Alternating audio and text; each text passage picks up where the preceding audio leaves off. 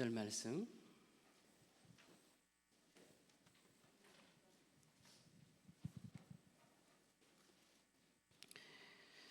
교독하겠습니다. 너는 일곱 안식년을 계수할지니 이는 70년이 7번인즉 안식년 7번 동안 곧 49년이라. 일곱째 달 열흘 날은 속죄일이니 너는 뿔나팔 소리를 내되 전국에서 뿔나팔 크게 불지며. 함께 읽겠습니다. 너희는 50년째를 거룩하게 하여 그 땅에 있는 모든 주민을 위하여 자유를 공포하라. 이 해는 너희에게 희년이니 너희는 각각 자기의 소유지로 돌아가며 각각 자기의 가족에게로 돌아갈지며. 아멘. 우리 옆에 교우님들과 함께 사랑의 인사 나누겠습니다. 사랑의 하트 날리겠습니다. 사랑합니다. 우리 사랑합니다. 옆에 사랑합니다. 사랑합니다. 여러분, 그 여름이 되면 떠올리는 수박이 있죠. 무더운 때약볕에 땀을 주르르 흘리다가 이 시원한 수박을 한 입에 물면 모든 것이 다 시원합니다. 세상 천국이 따로 없을 정도로 대단히 행복함을 느끼게 되는데, 이때 수박을 잘 고른다라는 것이 정말 어렵습니다. 그래서 인터넷을 통해서 맛있는 수박이 무엇인가, 이 수박 겉면에 줄이 검해야지만, 아주 검정선이 진해야지만 맛있는 수박이라고 해서 그 수박을 고르러 가면 다 수박들이 다 선이 검해요. 또 통통 두드려 보면 소리가 나야 된다 그래서 두드려 보면 소리가 대부분 비슷합니다. 그래서 사장님께 사장님 어떤 게 맛있습니까? 라고 말하면 사장님은 다 맛있다라고 이야기를 해요. 그래서 이제 사장님 말을 믿고 수박을 사오면 수박이 달기는 다는데 무엇일까 밍밍한 맛이 있습니다. 그래서 이제는 속지 않겠다라고 하고 다시 공부를 하고 가지만 또 똑같이 반복되게 됩니다. 그런데 진짜 맛있는 수박을 한번 먹고 나면 이제 수박에 대한 확신이 생깁니다. 그래서 그 수박 겉면을 다시 한번 사진을 찍어 놓고 바라보게 되고 수박 밑동이 작은 것을 확인하게 되죠. 그리고 나서 이제 진짜 맛있는 수박을 잘 고를 수 있게 됩니다. 이게 무슨 말씀이냐면 우리의 복음도 마찬가지예요. 우리의 복음도 우리가 복음의 진정한 맛을 알고 나면 우리가 복음을 가지고 살아갈 수 있는 것이에요. 많은 사람들이 복음을 듣지만 그럼에도 불구하고 복음으로 나오지 못하는 것은 복음의 맛을 아직 알지 못하기 때문이죠. 듣기는 많이 들었지만 복음의 맛을 알지 못하는 거예요. 그래서 이제 8월이 이제 3주 남았는데 오늘 이제 우리가 함께 복음의 맛을 알라. 그러니까 복음의 능력을 우리가 경험하자라는 주제로 함께 은혜를 나누고자 합니다. 그래서 우리가 복음의 말씀을 바르게 알고 나가기를 바라는데, 특별히 오늘 말씀을 보시면 하나님께서는 희년을 선포하여 주십니다. 이스라엘의 백성들에게 희년은 단순한 절기를 넘어서서 하나님의 안식을 상징하는 구원의 은혜였습니다. 그렇기 때문에 그날은 여호와 하나님께서 안식일을 선포하시면서 모든 백성들의 죄를 없다라고 선언해 주시는 것이죠. 예를 들면 우리가 휴대폰을 사용하거나 또는 가전기기를 사용하다 보면 먹통이 될 때가 있어요. 그러면 그 휴대폰을 다시 리셋하죠. 그러면 새롭게 시작됩니다. 희년은 바로 이런 것이었어요. 죄로 물들어 있는 우리 인간들을, 죄로 물들어 있는 이 땅들을 하나님께서 리셋 버튼을 통하여서 다시 처음부터 시작하자, 다시 새롭게 해주겠다라는 하나님의 약속이었던 것이죠. 그래서 오늘 말씀을 보시면 너는 7 안식년을 계수할지니 이는 7년이 7번인즉 안식년 7번 동안 곧 49년이라. 그러니까 말씀을 따라 7년마다 안식년을 지키고 그 안식년이 7번 지난 77에 49, 49에 다음에 50번째 해에 9절을 보시면 7째 달 열흘 나는 속죄일이니 50째 해가 되는 그 속죄일에 너는 뿔나팔 소리를 내되 천국에서 뿔나팔을 크게 불지며 너희는 50년째 해를 거룩하게 하여 그 땅에 있는 모든 주민을 위하여 자유를 공포하라 라고 하나님께서는 말씀해 주십니다. 그러니까 뿔나팔 소리가 전국에 들리게 되면 사람들이 어떤 마음을 갖겠습니까? 아, 이제 해방이 때구나. 그래, 이제 그 힘들었던 모든 시간이 지나고 내가 가정으로 돌아가겠구나. 내가 누군가에게 그 땅을 빌려줬는데, 팔았는데 그 땅이 다시 내게 돌아오겠구나. 그러니까 희년이라는 것은 여러분 먹고 살 길이 없어서 스스로 노예가 되는 거예요. 내가 무엇을 먹고 살 수 없어서 내 가정을 살리고자 스스로 노예가 되어서 그 가정에서, 그 가문에서 노예 생활을 해갔는데 50년 희년이 되면 그를 자유롭게 풀어주는 것입니다. 그래서 어떤 것을 막론하고 자유인이 되는 것이에요. 뿐만 아니라 먹고 살 길이 없어서 하나님께 유업으로 받은 땅을 빌려주고 돈을 빌렸단 말이에요. 그런데 50년째 해가 되면 그 땅을 다시 돌려받는 거예요. 그것이 바로 희년이었습니다. 그래서 여호와 하나님께서는 10절을 보시면 이 해는 너희에게 희년이니 너희는 각각 자기의 소유지로 돌아가며 각각 자기의 가족에게로 돌아갈지며라고 오늘 말씀을 해주고 계셔요. 그런데 우리가 그동안 희년이라고 말을 하면 희년의 말씀을 읽으면서 영적인 해방만을 그 의미를 두고 있었어요. 근데 여러분 생각을 해보세요. 이제 자유의 몸이 되어서 집에 돌아갔는데 또 먹고 살 일이 없는 거예요. 그러면 어떻게 되겠어요? 다시 노예 생활로 돌아가게 된다고요. 그래서 여호와 하나님께서는 단순하게 몸만 해방시켜 주신 것이 아니고 그 땅도 다시 해방시켜 주심으로 인하여서 최소한의 경제적인 활동을 할 수 있도록 은혜를 주십니다. 그래서 희년이라는 것은 영적인 해방뿐만 아니라 최소한의 경제적 활동을 할 수 있는 경제적인 해방도 함께 주어지는 사회적인 의미를 가지고 있게 되는 겁니다. 우리가 오늘 복음을 받아들인다는 것도 마찬가지예요. 우리가 복음을 통해서 자유를 누릴 때 영적인 자유뿐만 아니라 우리가 이 땅에서 살아가는 모든 것들에 필요한 것을 여호와 하나님께서 공급해 주신다라는 것이 복음의 주된 내용이에요. 그래서 영적인 해방, 영적인 자유만을 가지는 것이 아니라 진실로 하나님 안에서 우리가 사회 속에서 살아갈 수 있는 그 힘들을 받게 되는 것이죠.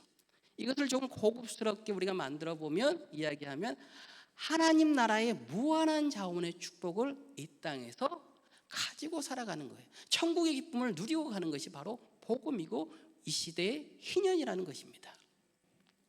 아마 여러분들은 그렇게 생각할 수 있어요. 어떻게 하나님의 말씀이 단순히 영적인 해방만을 주시지 우리에게 경제적인 해방까지 줄까? 이렇게 생각하셔야 돼요, 여러분. 성경은 단순히 우리가 가진 한쪽 면만이 아니라 하나님께서 우리가 이 땅에서 생육하고 번성해 갈 수 있도록 많은 부분을 허락해 주십니다. 우리가 아무리 믿음이 크다고 한들 이 땅에서 어려움을 당하기 시작하면 그 어려움의 시간이 길어지면 우리는 믿음을 소멸하게 됩니다. 잠깐 오는 어려움들은 이겨낼 수 있어요. 그런데 그 시간이 길어지면 내 믿음이 이렇게 작았는가? 내 믿음이 이것밖에 되지 않았는가? 하나님께서는 하나님의 자녀를 그렇게 버려두지 않으신다는 거예요. 그래서 복음을 통하여서 영적인 자유와 함께 이미 우리들에게 최소한 이 땅에서 먹고 살 수 있는 그 기회를 허락해 주셨는데 이 복음의 능력, 복음의 맛을 알았던 사람이 있습니다. 우리가 지난주에 나누었던 다니엘이라는 사람이에요. 우리가 지난주에는 다니엘이 왕의 음식을 거부하고 채소를 먹었음에도 불구하고 그의 얼굴이 좋아졌다라고 말했습니다. 함께 은혜를 나누었어요. 그러면 오늘은 무엇이냐면 여러분, 다니엘이 왕의 음식, 그러니까 우상 신들에게 바쳐진 음식을 거부하고 채소를 먹으면서 참 얼굴빛이 좋아졌거든요. 그럼 이 하나님의 은혜를 경험했으면 그대로 여호와 하나님께서 다니엘의 삶을 탄탄대로로 이끌어 주셔야 되는데 또 시련이 다가오게 됩니다. 어떻게 합니까?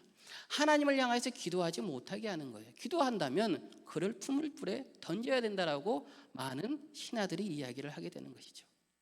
그리고 이제 다니엘이 하나님 앞에 기도함으로 인하여서 풀무불 앞에 던져질 위기에 처했습니다. 그때 다니엘서 3장 17절을 보시면 이렇게 말합니다. 왕이여, 우리가 섬기는 하나님이 계시다면 우리를 맹렬히 타는 풀무불 가운데에서 능히 건져내시겠고 왕의 손에서도 건져내시리이다. 그렇게 하지 아니하실지라도 왕이요 우리가 왕의 신들을 섬기지도 아니하고 왕이 세우신 금신상에게 절하지도 아니할 줄을 아옵소서. 그러니까 다니엘이 이제 풀무불 가운데 들어가면서 이렇게 말을 하는 겁니다.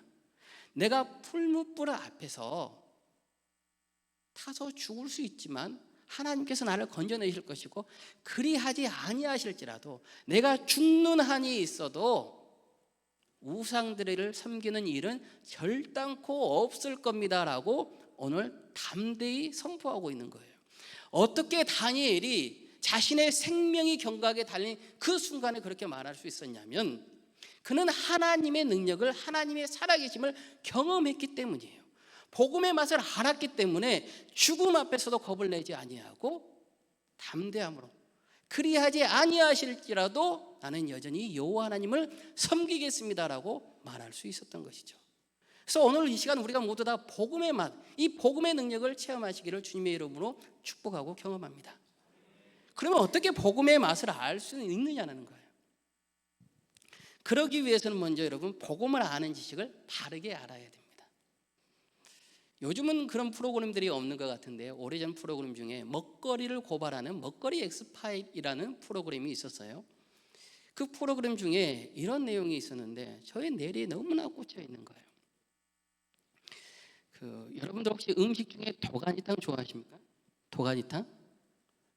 좋아하시는 분도 계실 것이고 좋아하지 않으시는 분도 계실 거예요. 저도 이 도가니탕 별로 좋아하지 않습니다. 그 식감이 너무 물캉물캉하잖아요. 그런데 이 먹거리 고발 프로그램에서 도가니탕이 대부분 가짜라는 거예요. 시중에 파는 도가니탕들이 대부분 가짜고 진짜 도가니탕은 얼마 되지 않는다라는 겁니다. 그러니까 우리가 먹는 대부분의 도가니탕은 힘줄 중에서 쓰지, 그냥 얇은 우리 소 모든 부위에 퍼져 있는 얇은 막이라는 거예요. 진짜 도가니는 무릎에만 있는 것이 두껍고 좀 힘이 있는 것이 바로 진짜 도가니인데 양이 얼마 되지 않는데요. 그래서 대부분의 식당들에서 이 힘줄 쓰지 부분인 가짜 도가니를 도가니탕처럼 판다는 거예요.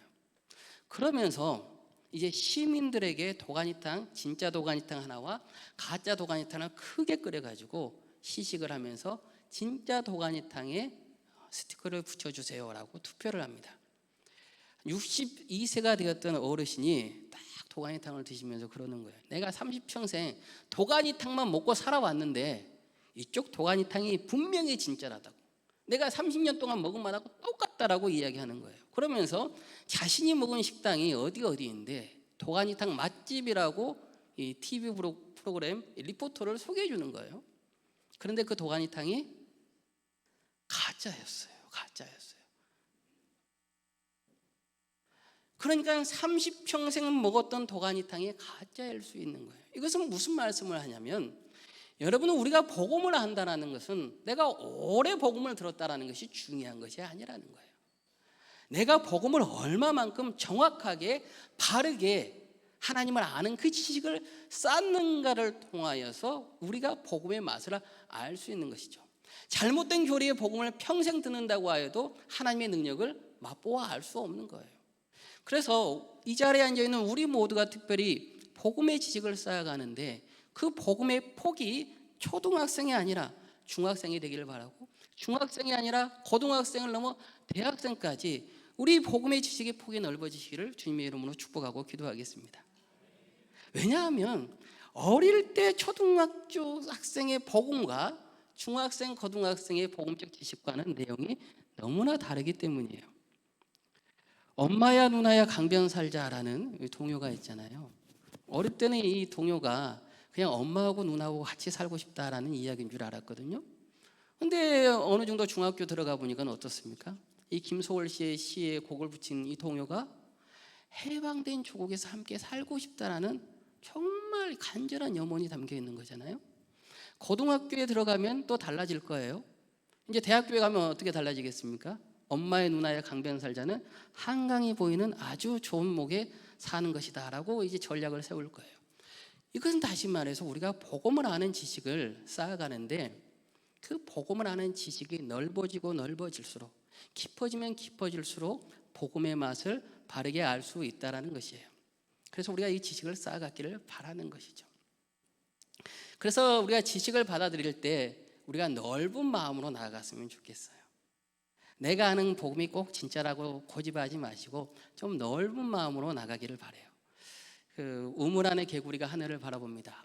저 하늘이 전부인가 보다. 자종관천이라는 한자성어인데, 그 우물 안의 개구리가 하늘이 전부인 것처럼 생각하지 마시고 우리가 복음의 지식을 더 넓이 알아가면서 우리가 보지 못하는 하늘을 바라보고 우리가 경험하지 못한 복음의 맛을 알아가면서 진실로 하나님의 살아계심을, 하나님의 역사하심을 우리 모두가 알고 나가기를 바랍니다. 두 번째는 항상 우리 믿음 속에 빠지면 안 되는 것이죠.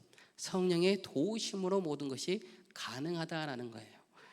누가복음 4장 18절에서부터 19절 말씀을 보시면, 주의 성령이 내게 임하셨으니 이는 가난한 자에게 복음을 전하게 하시려고 내게 기름을 부으시고 나를 보내사 포로된 자에게 자유를, 눈먼 자에게 다시 보게 함을 전파하며 눌린 자를 자유롭게 하고 주의 은혜의 해를 전파하게 하려 하심이라 하였더라.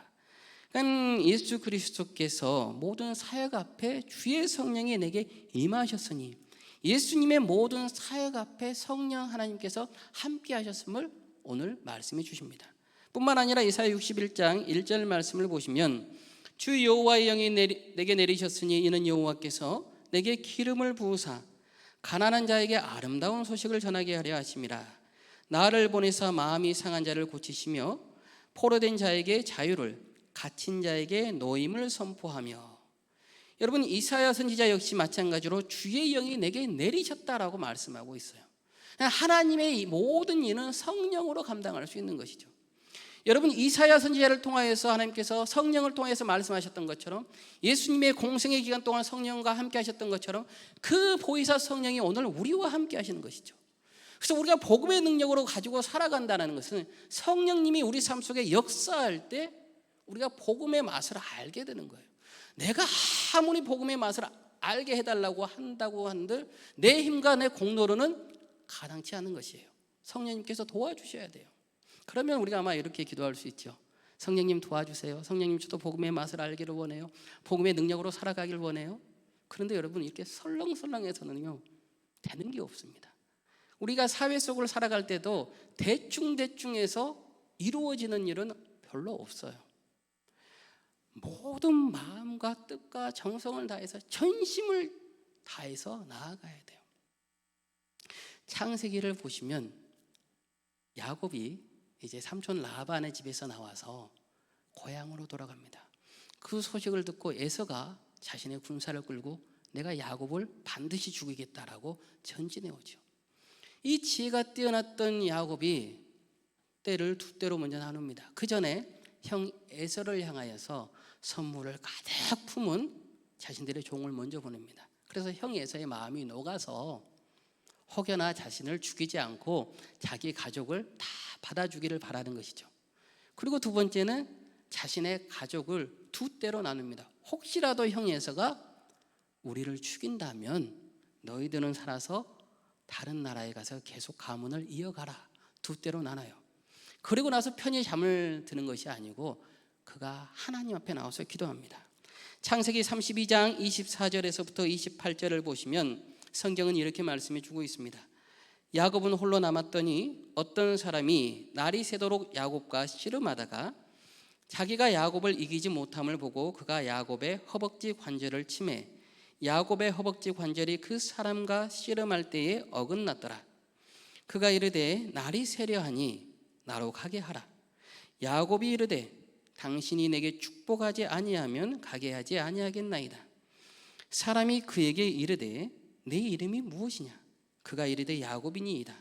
그가 이르되 내 이름을 다시는 야곱이라 부를 것이 아니요 이스라엘이라 부를 것이니 이는 내가 하나님과 및 사람들과 겨루어 이겼음이니라.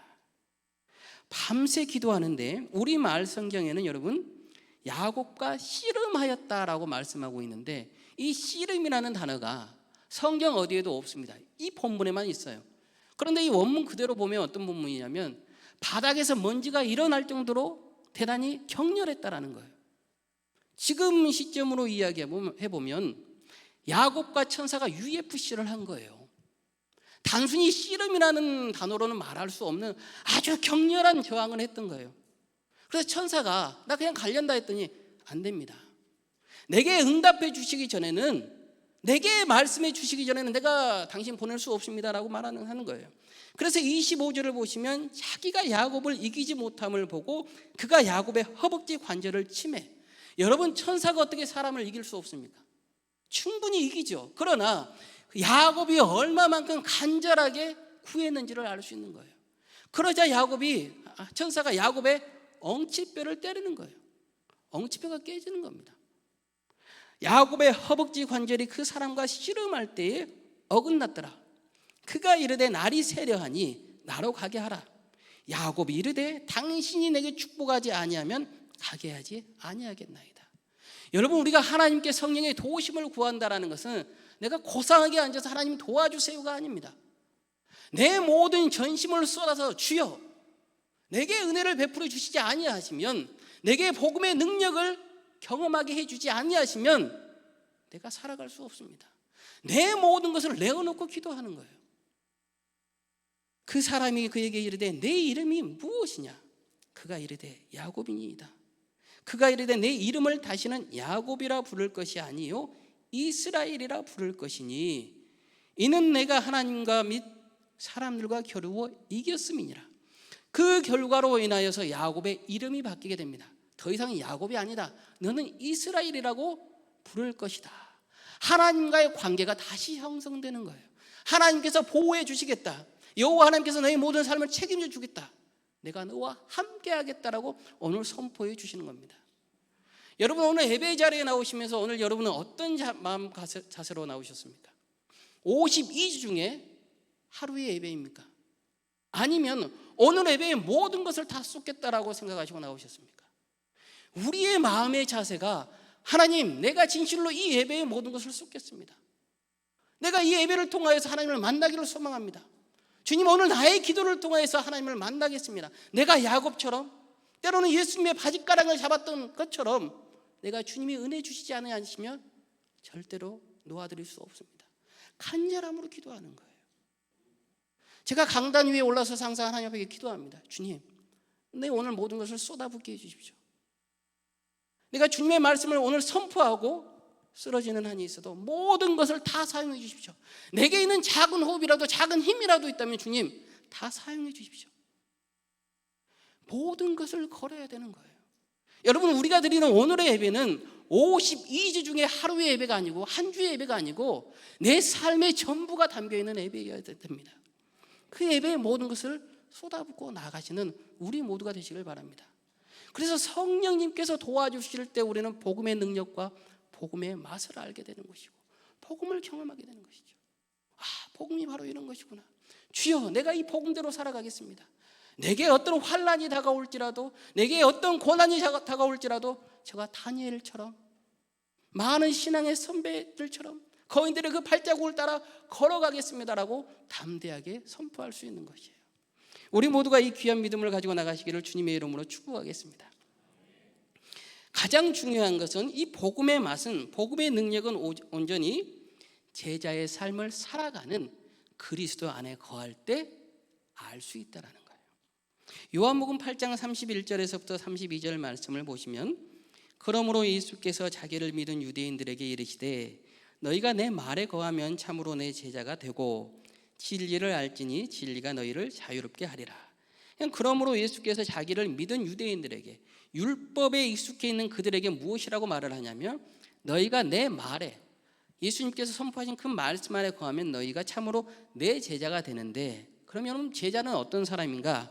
누가복음 9장 23절을 보시면, 또 무리에게 이르시되 아무든지 나를 따라오려거든 자기를 부인하고 날마다 제 십자가를 지고 나를 따를 것이니라.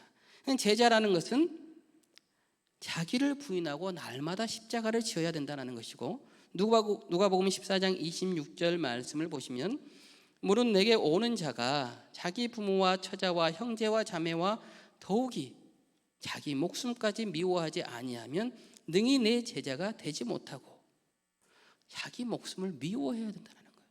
제자라는 것은 날마다 자기를 부인하고 십자가를 지고 와야 된다는 거예요. 예수님 안에 거한다는 것은 나를 부인하는 겁니다. 십자가를 짊어지는 것입니다. 부모와 처자와 형제와 자매와 더욱이 자기 목숨까지 미워해야지만 그리스도 예수 안에서 제자된 모습으로 거할 수 있다라고 성경은 말씀합니다. 그리고 8장 32절을 보시면 그리고 나서 진리를 알지니 진리가 너희를 자유롭게 하리라. 원어 성경을 보시면 내 제자가 됩니다 라고 되어 있어요. 그리고 32절을 보면 그리고 제자가 되면 너희가 복음의 능력을 알게 될 것이다. 너희가 그리스도 예수 안에서 진정으로 제자의 모습으로 살아갈 때 그리고 진리를 알지니 진리가 너희를 자유롭게 한다. 너희가 제자된 모습으로 살아갈 때 그 희년의 해방, 영적인 해방과 경제적인 해방의 모든 능력들을 가지고 살아갈 수 있게 될 것이다 라고 오늘 성경은 말씀해 주고 계십니다. 그러므로 오늘 이 시간 우리가 살아갈 때 복음을 아는 지식과 그 넓은 지식의 스펙트럼을 가지고 나아가고 성령의 도우심과 함께 진실로 예수 그리스도 안에서 제자된 모습으로 복음을 경험하고 나가는 우리 모두가 되시기를 축복하고 기도하겠습니다. 그래서 정말 하나님의 그 복음의 맛을 알았으면 좋겠어요. 여러분, 뜬금없는 이야기이긴 한데 여러분 평양냉면 드셔보셨습니까? 슴슴합니까? 우리 지역에는 평양냉면이 없잖아요. 그런데 TV에서 매번 평양냉면의 이야기를 하는 겁니다. 그래서 한 번은 서울을 갔을 때요, 평양냉면을 먹으러 가는데 막 줄을 서 있는 거예요. 그래, 얼마나 맛있길래 이렇게 줄을 서 있을까 하고 줄을 서서 평양냉면을 먹었는데요, 와, 슴슴하단 말은 아주 순환되어 있는 표현입니다. 돈 아깝더라고요. 뭐 수돗물에 그냥 면만 담가 놓은 거예요. 그래서 또 한 번은 부산을 갔는데 부산에도 정말 평양냉면을 맛있게 하는 데가 있답니다. 줄을 서서 먹으러 갔습니다. 그래, 그 서울에 있는 평양냉면 집은 서울 사람들 입맛에 맞추었을 거야. 부산에 가서 먹었는데요, 제가 그 다음부터 딱 결단을 했습니다. 내가 무슨 일이 있어도 내 돈으로 평양냉면을 사 먹는 일은 없을 것이다. 모르겠어요. 맛이 없어요. 그냥 소금물에다가 다시다 소고기 다시다 한 꼬집 넣어놓고 면 풀어놓은 맛이에요. 그런데요, 그 평양냉면을 먹으려고 많은 사람들이 줄을 섭니다. 북적북적합니다. 왜 그럴까요? 그들은 평양냉면의 맛을 알기 때문이에요. 평양냉면의 맛을 알기 때문에 줄을 서서라도 그것을 먹는 것이죠. 그리고 사람들은 그들을 향하여 미식가라고 합니다. 아니에요. 차라리 그 돈으로요 콩국수 사 먹고 그냥 우무 넣어갖고 그냥 시원하게 먹고 말지. 그거 아니에요. 맛을 알면 이 대학볕에서 줄을 서는 그 수고로움을 마다하지 않는 겁니다. 여러분, 신앙의 많은 선배들이 하나님의 말씀에 목숨을 거는 이유가 무엇입니까? 다니엘의 풀무불 앞에서도 그리하지 아니하실지라도 내가 오직 여호와 하나님만 섬기겠다라고 당당하게 말할 수 있는 이유가 무엇입니까? 베드로와 바울이 자신의 목숨을 순교로 내어놓으면서까지도 하나님의 그 말씀을 가지고 살아갈 수 있었던 이유는 무엇입니까? 그들이 복음의 능력, 복음의 맛을 알았기 때문이에요. 여러분, 복음의 맛을 알 때요, 우리는 예배 자리에 누가 나오지 말라고 해도 목숨을 걸고 예배 자리에 나오게 됩니다. 누가 훈계하지 아니하여도 기도의 자리에 길을 써서라도 그 기도의 자리에 나오게 됩니다. 누가 말씀 읽지 말라고 해도 목숨을 걸고 말씀을 읽게 될 겁니다. 왜냐하면 복음의 능력을 경험했기 때문에, 그 복음의 맛을 알기 때문입니다. 복음에는 우리의 영적인 자유와 함께 우리가 이 땅에서 살아갈 수 있는 은혜를 공급해 주는 귀하고 복된 축복이 있는 줄로 믿습니다. 오늘 우리 성도님들 모두가 이 복음의 능력을 맛보게 되고 복음의 그 맛을 알으셔서 누가 시키는 신앙이 아니라 진실로 내가 하나님만 바라보고 하나님을 기뻐하며 나아가는 거룩한 삶의 신앙들 되시기를 주님의 이름으로 기도하겠습니다. 그리하여 하나님이 기뻐하시는 복된 삶을 살아가시고 복음의 맛으로 가득 차는 우리 무선중앙교회 성도님들 되시기를 주님의 이름으로 축원하겠습니다. 우리 함께 이 시간 자리에서 일어나셔서